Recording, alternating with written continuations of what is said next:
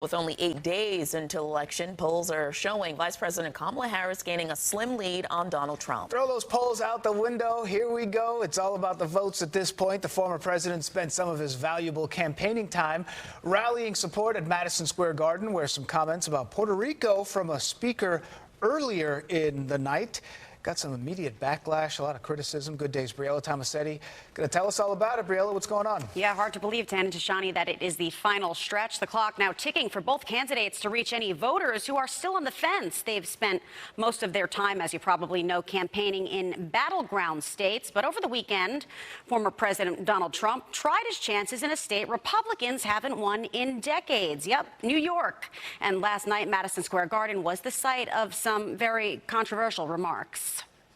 We're going to defeat Kamala Harris, and we're going to win back the beautiful White House, and we're going to make America great again. With just over a week until Election Day, Donald Trump took a detour outside the swing states and made a stop at the Big Apple's very own Madison Square Garden, hoping to drum up support in deep blue New York.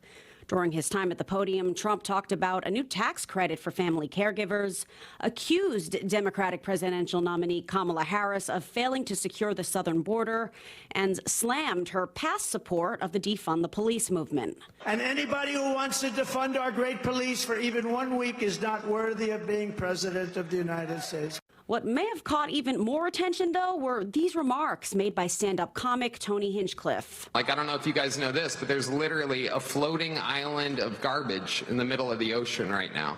Yeah, I think it's called Puerto Rico. His joke was immediately criticized by the Harris campaign as the two sides compete to win over Puerto Rican and other Latino communities in key battleground states. Puerto Rican superstars Bad Bunny and Jennifer Lopez announced their support for Harris via social media shortly afterwards. Anti-Trump protesters rallied outside the New York Public Library, holding up signs that read, "Workers hate Trump, Trump is a scab," and "No votes for fascists." Meanwhile, Harris campaigned in Philadelphia yesterday, addressing supporters at a church, a barber shop, a bookstore, and restaurant before making remarks at a rally there. We have the ability to turn the page on that same old tired playbook because we are exhausted with it. On Saturday, she was joined on stage by former First Lady Michelle Obama in Kalamazoo, Michigan, during a rally to kick off statewide early voting. No, she's showing us what a sane, stable leader looks like. Former President Trump spent the night here in New York. Today, he'll travel to Atlanta, Georgia for an evening rally. Harris and her running mate, Tim Walz, will spend the day in Michigan for a joint rally and concert series featuring singer-songwriter Maggie Rogers.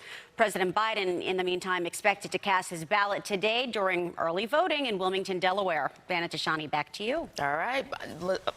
Oh, goodness. Briella. It's Monday morning. We're tongue-tied here, okay? It's early. Still early.